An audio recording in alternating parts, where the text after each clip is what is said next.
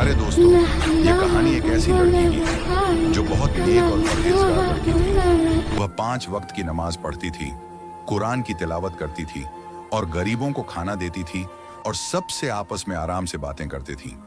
लेकिन दुनिया से चुपके यह लड़की एक ऐसा गुनाह कर बैठी जो कभी आप सोच भी नहीं सकते। इसकी एक गलती की वजह से इसके सारे अमल को खत्म कर दिया गया और इसे कब्र में दर्दनाक अजाब दिया गया। आखिर इस लड़की ने ऐसा कौन सा गुनाह किया? आइए इस कहानी में मुकम्मल जानते हैं। रात का घना अंधकार था, आसमान से मूसलाधार बारिश हो रही थी, जैसे प्रकृति अपने दुहक के आंसू बहा रही हो। शहर के पुराने हिस्से में स्थित कब्रिस्तान में सन्नाटा था, केवल बारिश की बूंदों की आवाज गूंज रही थी। दूर मस्जिद से मगरिब की अजान की मधुर आवाज आ रही थी। अल्लाहु अकबर, अल्लाहु अकबर, अशहदु अल्लाह इलाहा इल्लल्लाह। इस पवित्र आवाज के बीच कब्रिस्तान के कोने में एक छाया दिखाई दी। वह एक लड़की थी जो किसी पुरानी कब्र के पास बैठी थी। उसका नाम जोया था, 23 साल की खूबसूरत पढ़ी लिखी लड़की जो अपनी नमाजों और कुरान की तिलावत के लिए मशहूर थी। मोहल्ले के लोग उसे नेक लड़की कहते थे, मगर आज इस अंधेरी रात में उसकी आंखों में जो डर और बेचैनी थी, वह किसी और कहानी को बयान कर रही थी।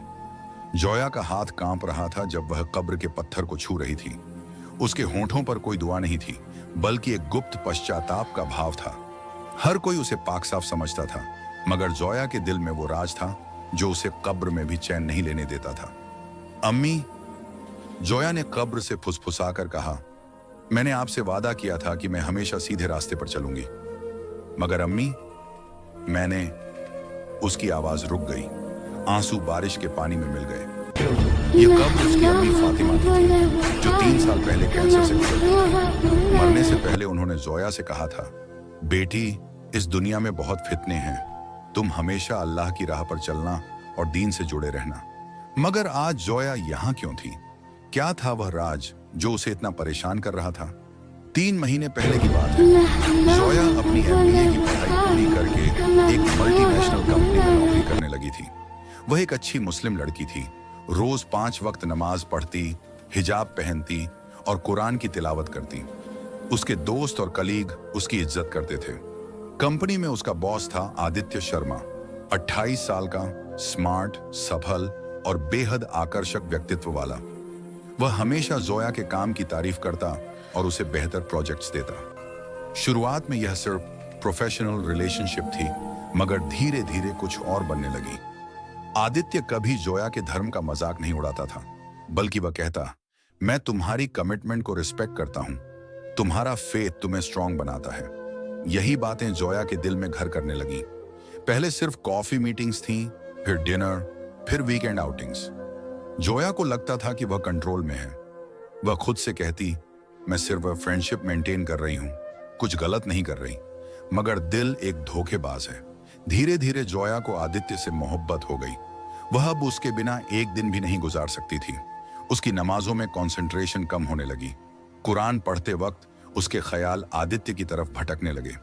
एक दिन आदित्य ने कहा, जोया, आई लव यू, मैं तुमसे शादी करना चाहता हूं। जोया का दिल खुशी से भर गया, मगर साथ ही डर भी लगा। आदित्य, हम अलग धर्म के हैं, तो क्या लव में धर्म कोई बाधा नहीं होनी चाहिए? बिसाइड्स, मैं इस्लाम एक्सेप्ट करने को तैयार हूं। यह सुनकर जोया को लगा जैसे उसकी सारी प्रॉब्लम सॉल्व हो गई। वह सोचने लगी कि आदित्य मुसलमान बन जाएगा तो सब कुछ जायज हो जाएगा। आदित्य के इस्लाम एक्सेप्ट करने का वादा सुनकर जोया का दिल मान गया। उन्होंने तय किया कि वे सीक्रेटली निकाह करा लेंगे। आदित्य ने कहा, पहले मैं कलमा पढ़ूंगा, फिर हम निकाह कराएंगे, बस कुछ वक्त चाहिए। मगर शैतान ने अपना जाल बिछा दिया था। आदित्य ने कहा, जोया, हम तो शादी करने वाले हैं, अब हमारे बीच फिजिकल क्लोजनेस में क्या बुराई है? जोया का दिमाग कह रहा था कि यह गलत है। इस्लाम में निकाह से पहले ऐसा कोई रिश्ता हराम है। मगर दिल का भूत इतना तेज था कि उसने अपनी अक्ल को दबा दिया। नहीं आदित्य, हमें इंतजार करना चाहिए। कम ऑन जोया, हम 21वीं सदी में रह रहे हैं, ये सब पुराने जमाने की बातें हैं। बिसाइड्स, मैं तुमसे सच्चा प्यार करता हूं। शैतान के बहकावे में आकर जोया ने वह काम किया जिसे वह आज तक अपनी सबसे बड़ी गलती मानती है। उसने अपनी पाकीज़गी खो दी। जिस चीज की हिफाजत करना हर मुस्लिम लड़की का फर्ज है, वह उसके हाथ से निकल गई। उस रात घर आकर जब जोया ने नमाज पढ़ने की कोशिश की तो उसे लगा जैसे वह अल्लाह के सामने खड़े होने के काबिल नहीं रही। उसके आंसू गिर रहे थे, मगर शर्म की वजह से वह तौबा भी नहीं कर पा रही थी। 3 हफ्ते गुजर गए। जोया रोज आदित्य से पूछती, कब पढ़ोगे कलमा? आदित्य हमेशा बहाने बनाता, बस कुछ और दिन, मैं अभी मेंटली प्रिपेयर नहीं हूं। जोया को धीरे धीरे एहसास होने लगा कि आदित्य उसे बेवकूफ बना रहा है। उसके व्यवहार में भी फर्क आने लगा। पहले जो रिस्पेक्ट थी वह अब कैजुअल एटीट्यूड में बदल गई थी। एक दिन जोया ने उसे कॉर्नर किया। आदित्य, तुमने वादा किया था। देखो जोया, मैंने कब कहा था कि मैं डेफिनेटली कन्वर्ट करूंगा? मैंने सिर्फ कहा था कि मैं रेडी हूं। अब मुझे लगता है कि रिलीजन चेंज करना इतना आसान नहीं। जोया का दिल टूट गया। तो फिर शादी का क्या? हम लाइव इन में रह सकते हैं ना? इन सब फॉर्मेलिटीज की क्या जरूरत? यह सुनकर जोया को एहसास हुआ कि उसे कितना बड़ा धोखा दिया गया है। आदित्य ने उसे सिर्फ इस्तेमाल किया था। उसका इस्लाम एक्सेप्ट करने का वादा सिर्फ एक झूठ था। उसी रात जोया को पता चला कि वह प्रेग्नेंट है। जब जोया ने आदित्य को प्रेगनेंसी के बारे में बताया तो उसकी रिएक्शन वह नहीं थी जिसकी उम्मीद थी। व्हाट? Are you sure? हाँ, मैंने टेस्ट कराया है। आदित्य का चेहरा पीला पड़ गया। लुक जोया, यह बहुत कॉम्प्लिकेटेड सिचुएशन है। मैं अभी रेडी नहीं हूं। क्या मतलब? यह तुम्हारा भी बच्चा है। मैं जानता हूं, मगर मेरी फैमिली मुझसे अरेंज मैरिज करवाना चाहती है। अगर उन्हें पता चला तो... जोया को एहसास हुआ कि आदित्य उससे कभी सच्चा प्यार नहीं करता था। वह सिर्फ टाइम पास था। तो तुम क्या चाहते हो? मैं तुम्हें अबॉर्शन के लिए पैसे दे सकता हूं। यह सुनकर जोया का पूरा संसार हिल गया। एक तरफ समाज का डर, दूसरी तरफ एक मासूम जान का सवाल। इस्लाम में अबॉर्शन हराम है, सिवाय कुछ खास हालात के। जोया के पास कोई चारा नहीं था। अगर घर वालों को पता चल जाता तो वे उसे घर से निकाल देते। समाज में उसकी बदनामी होती। उसने अपनी कमजोरी के एक पल में वह फैसला लिया जिसका बोझ आज भी उसके दिल पर है। उसने अबॉर्शन करा लिया। अबॉर्शन के बाद जोया का जीवन एक नर्क बन गया। उसे लगातार लगता था कि उसने एक मासूम की जान ली है। हर रात उसे सपने आते कि कोई छोटा बच्चा उससे पूछ रहा है, अम्मी, आपने मुझे क्यों मारा? वह नमाज पढ़ने की कोशिश करती, मगर उसे लगता कि अल्लाह उसे नाराज है। कुरान खोलती तो वे आयतें नजर आती जिनमें जिना और कत्ल के बारे में सख्त वार्निंग है। आदित्य ने उसका साथ पूरी तरह छोड़ दिया। ऑफिस में वह उसे इग्नोर करता और जल्दी ही उसका प्रमोशन भी रुक गया। जोया को समझ आ गया कि उसे सिर्फ इस्तेमाल किया गया था। उसने जॉब छोड़ दी और घर पर बैठ गई। माँ बाप को लगता था कि उसकी तबीयत खराब है, इसलिए वह इतनी उदास रहती है। मगर जोया के अंदर का तूफान किसी को दिखाई नहीं दे रहा था। हफ्तों तक वह अपनी अम्मी की कब्र पर जाकर रोती रहती। उसे लगता था कि उसने अपनी माँ के साथ किए गए वादे को तोड़ दिया है। नानन 7वां अध्याय। अंधेरे में डूबना महीनों गुजर गए, मगर जोया के दिल का घाव भरा नहीं। वह डिप्रेशन में चली गई। उसकी नमाजें छूटने लगी, कुरान का साथ छोड़ दिया। उसे लगता था कि वह इतनी बड़ी गुनहगार है कि अब अल्लाह उसे माफ नहीं करेंगे। उसके दोस्त उससे मिलने आते, मगर वह किसी से बात नहीं करती। अपने कमरे में बंद रहती और बस रोती रहती। एक दिन उसकी सहेली आयशा आई। जोया, तुम्हें क्या हो गया है? कुछ तो बताओ। मगर जोया कैसे बताती कि उसने क्या किया है? वह सिर्फ यही कह पाई, मैंने बहुत बड़ा गुनाह किया है आयशा, अब अल्लाह मुझे कभी माफ नहीं करेंगे। अरे पागल, अल्लाह तो गफूर रहीम है, वह सबको माफ करते हैं। नहीं आयशा, मेरा गुनाह इतना बड़ा है। जोया बार बार यही सोचती रहती कि काश वह टाइम ट्रेवल कर सकती और उस दिन को बदल सकती जब उसने आदित्य की बात मानी थी। मगर अब कुछ नहीं हो सकता था। जोया की हालत इतनी बिगड़ गई कि उसके मन में आत्महत्या के ख्याल आने लगे। उसे लगता था कि इससे बेहतर है कि वह इस दुनिया को ही छोड़ दे। एक रात उसने स्लीपिंग पिल्स का पैकेट निकाला। वह सोच रही थी कि सारी गोलियां एक साथ खा ले, मगर तभी उसकी नजर उसकी स्टडी टेबल पर रखे कुरान पर पड़ी। उस कुरान को उसकी अम्मी ने उसे दिया था। उसके ऊपर धूल जम गई थी क्योंकि महीनों से वह उसे नहीं पढ़ रही थी। वह उठी और कुरान को साफ किया। जब उसने खोला तो सूरह अज झुमर की यह आयत नजर आई, कुल या इबादिया अल्लजीना असरफू अला अनफुसिहिम ला तकंतु मिन रहमतिल्लाह इन्नल्लाह यगफिरुज जुनूबा जमीअन इन्नहु हुवल गफूरुर रहीम। ऐ मेरे बंदो, जिन्होंने अपने ऊपर ज्यादती की है, अल्लाह की रहमत से निराश ना हो। बेशक अल्लाह तमाम गुनाहों को माफ कर देते हैं। वह बहुत माफ करने वाले और रहम करने वाले हैं। यह आयत पढ़कर जोया के आंसू नहीं रुक रहे थे। उसे लगा जैसे अल्लाह खुद उससे बात कर रहे हैं। उस रात के बाद जोया ने फिर से कुरान पढ़ना शुरू किया। धीरे धीरे उसे एहसास होने लगा कि अल्लाह की रहमत वाकई बेहद वसी है, मगर अभी भी उसे पूरा यकीन नहीं था कि वह माफ हो सकती है। एक दिन वह मस्जिद गई जहां इमाम साहब खुतबा दे रहे थे। वह कह रहे थे, भाइयों और बहनों, यह शैतान का सबसे बड़ा धोखा है कि वह हमें यह एहसास दिलाता है कि हमारे गुनाह इतने बड़े हैं कि अल्लाह हमें माफ नहीं कर सकते। ये झूठ है। अल्लाह की रहमत हमारे गुनाहों से कहीं ज्यादा बड़ी है। जोया को लगा जैसे यह बात खास उसके लिए कही जा रही है। खुतबे के बाद वह इमाम साहब के पास गई। मैं आपसे कुछ पूछना चाहती हूँ। अगर कोई व्यक्ति बहुत बड़े गुनाह करे तो क्या अल्लाह उसे माफ कर सकते हैं? इमाम साहब ने मुस्कुराते हुए कहा, बेटी, अल्लाह का दरवाजा हमेशा खुला रहता है। सच्ची तौबा करने वाले को वह जरूर माफ करते हैं। हदीस में आता है कि अल्लाह उस व्यक्ति से भी ज्यादा खुश होते हैं जो तौबा करता है, जितना कि एक आदमी अपना खोया हुआ ऊंट रेगिस्तान में पाकर खुश होता है। इमाम साहब की बात सुनकर जोया के दिल में उम्मीद की एक किरण जगी। उसने तय किया कि वह सच्चे दिल से तौबा करेगी। उस रात उसने गुस्ल किया, ताजे कपड़े पहने और अपनी प्रेयर मैट बिछाई। उसने 2 रकत नमाज पढ़ी और फिर अल्लाह के सामने अपना दिल खोल दिया। या अल्लाह, मैंने बहुत बड़े गुनाह किए हैं। मैंने जिना किया, एक मासूम की जान ली।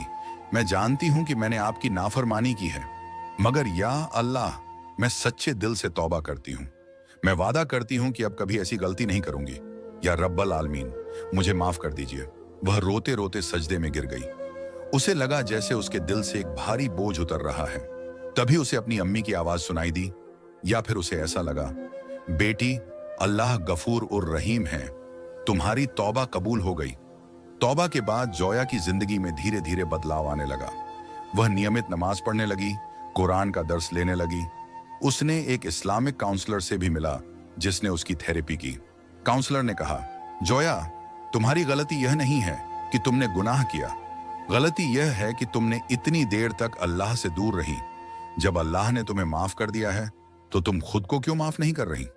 यह सुनकर जोया को एहसास हुआ कि वह अपने गुनाहों को भुला देने की कोशिश कर रही थी, मगर उससे सबक लेकर आगे बढ़ना चाहिए। उसने तय किया कि वह दूसरी लड़कियों को अपने अनुभव से फायदा पहुंचाएगी। वह एक इस्लामिक सिस्टर्स ग्रुप ज्वाइन की, जहां वह युवा लड़कियों को सही राह के बारे में बताती। जोया ने अपनी जिंदगी का मकसद बना लिया कि वह दूसरी लड़कियों को अपनी गलती से बचाए। वह स्कूल्स और कॉलेजेस में जाकर इस्लामिक वैल्यूज के बारे में बात करती। एक दिन एक 19 साल की लड़की सारा उसके पास आई।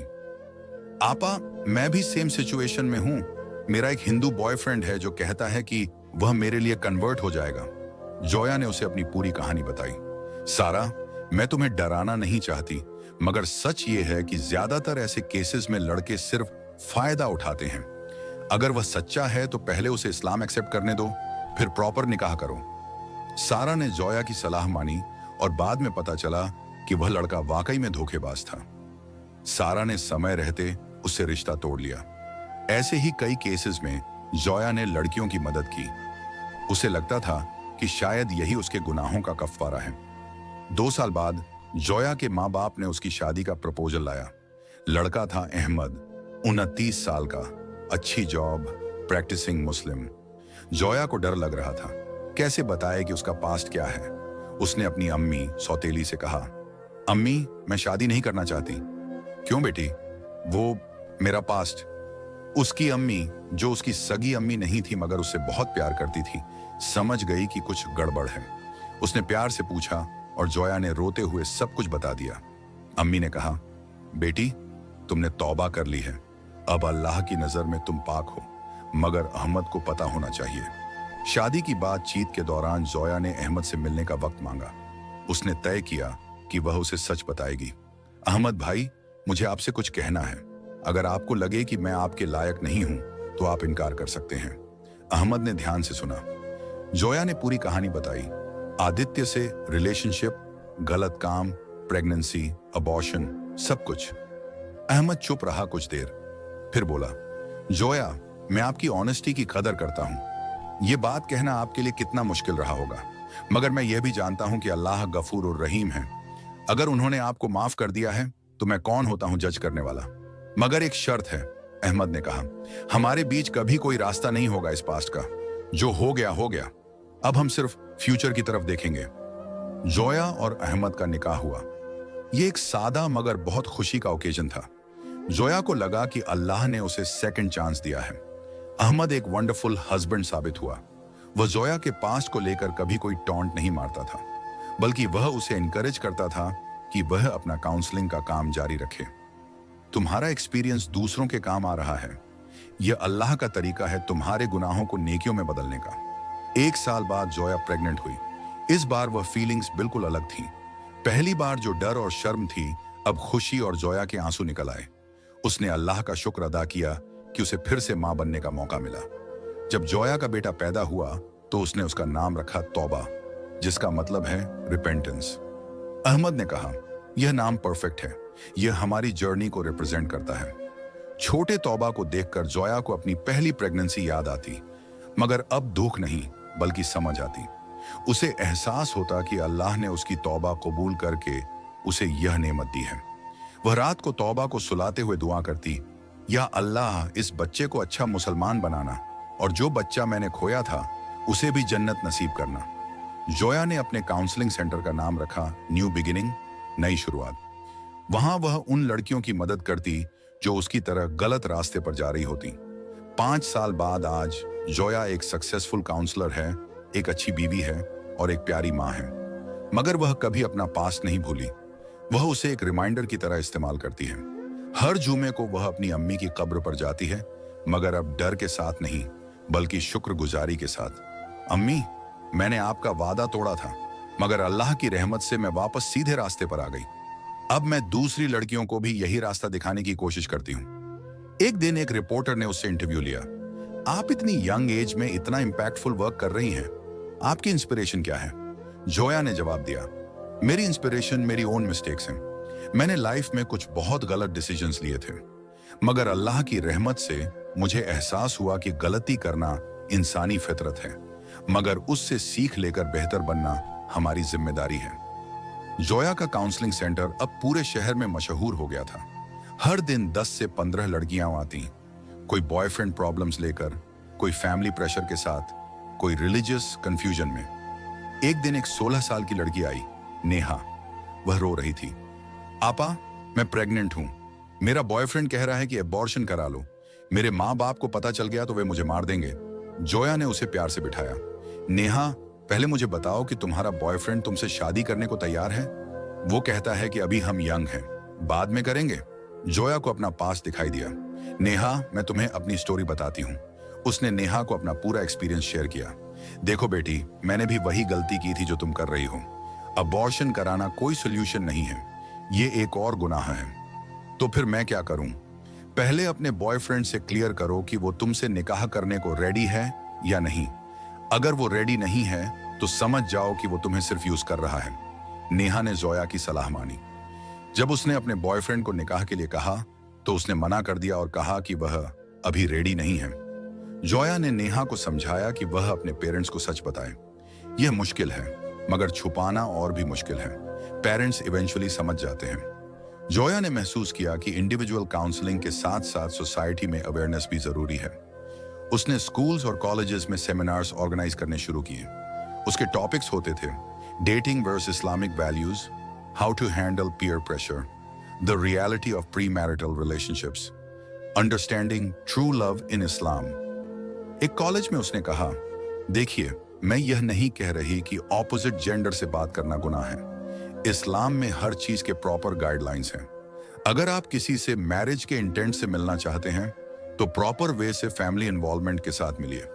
एक लड़के ने सवाल किया, मैम, ये सब तो ओल्ड फैशन्ड है, आज का जमाना अलग है। जोया ने जवाब दिया, बेटा, इस्लाम के रूल्स टाइम के साथ चेंज नहीं होते। ये रूल्स हमारी प्रोटेक्शन के लिए हैं। मैंने मॉडर्न वे ट्राई किया था, देखिए कहां पहुंची। ट्रेडिशनल इस्लामिक वे सबसे सेफ और ब्लेस्ड होता है। अहमद हमेशा जोया का सपोर्ट करता था। जब कभी उसे लगता कि वह पास्ट के वजह से डिप्रेस्ड हो रही है तो वह उसे कुरान की वर्सेस याद दिलाता। जोया, देखो सूरह अल फुरकान में अल्लाह कहते हैं कि जो लोग तौबा करते हैं और नेक काम करते हैं, अल्लाह उनके गुनाहों को नेकियों में बदल देते हैं। तुम्हारे साथ यही हो रहा है। एक दिन जोया ने कहा, अहमद, कभी कभी मुझे लगता है कि मैं तुम्हारे लायक नहीं हूं। जोया, ये शैतान की वसवासा है। अल्लाह ने हमें जोड़ा है तो जरूर कोई हिकमा होगी। तुम्हारे पास्ट एक्सपीरियंस की वजह से तुम कितनी लड़कियों की जिंदगी बचा रही हो। अहमद सच कह रहा था। जोया के काउंसलिंग सेंटर से अब तक सैकड़ों लड़कियों को फायदा हुआ था। छोटा तौबा अब 4 साल का हो गया था। जोया उसे बचपन से ही प्रॉपर इस्लामिक वैल्यूज सिखा रही थी। एक दिन तौबा ने पूछा, अम्मी, आप रोज अंकल आंटी से क्यों मिलती हैं? जोया ने एज अप्रोप्रिएट तरीके से समझाया, बेटा, कभी कभी लोगों को प्रॉब्लम्स होती हैं, मैं उन्हें सही रास्ता दिखाने की कोशिश करती हूँ, जैसे आप मुझे सिखाती हैं कि झूठ नहीं बोलना चाहिए। हाँ बेटा, बिल्कुल वैसे ही। जोया को खुशी होती कि उसका बेटा सही वैल्यूज सीख रहा है। वह चाहती थी कि तौबा बड़ा होकर ऐसी गलतियां न करे जो उसने की थी। शाम को जब अहमद ऑफिस से आता तो तीनों साथ बैठकर कुरान पढ़ते। तौबा अभी अरबिक नहीं जानता था, मगर वो केयरफुली सुनता था। 6 साल बाद एक दिन जोया को एक अजीब फोन कॉल आया। हेलो जोया, आवाज जानी पहचानी लगी, मगर पहचान नहीं आई। जी, कौन बोल रहा है? मैं आदित्य हूं। जोया का हाथ कांप गया। इतने सालों बाद यह आवाज सुनना एक शौक था। तुमसे बात करने का कोई मतलब नहीं। प्लीज जोया, मैं सिर्फ सॉरी कहने के लिए कॉल किया हूं। जोया ने सुना। आदित्य ने बताया कि उसकी बहन के साथ भी कुछ ऐसा ही हुआ था। किसी लड़के ने उसे भी धोखा दिया था। जब मैंने अपनी बहन का हाल देखा, तब मुझे एहसास हुआ कि मैंने तुम्हारे साथ कितना गलत किया था। मैं सच में सॉरी हूं। जोया ने कहा, आदित्य, मैंने तुम्हें बहुत पहले माफ कर दिया था। अगर मैं तुम्हें माफ नहीं करती तो आगे नहीं बढ़ सकती थी। थैंक्स जोया, तुम बहुत स्ट्रांग हो। कॉल कट करने के बाद जोया को अजीब लगा। उसे कोई एंगर नहीं आई थी, कोई पेन नहीं हुआ था। उसे एहसास हुआ कि वह सच में हील हो गई है। जोया का काउंसलिंग सेंटर अब एक रजिस्टर्ड एनजीओ बन गया था।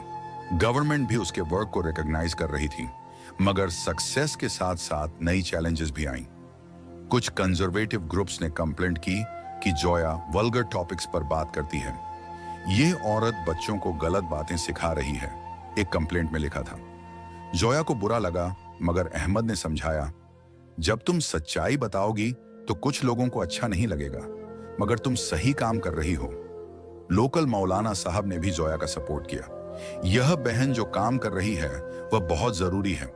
आज के जमाने में यंग लड़के लड़क, यह कहानी किसी व्यक्ति विशेष पर आधारित नहीं है, बल्कि इस्लामी शिक्षाओं और अल्लाह की रहमत की महानता को दिखाने के लिए लिखी गई है।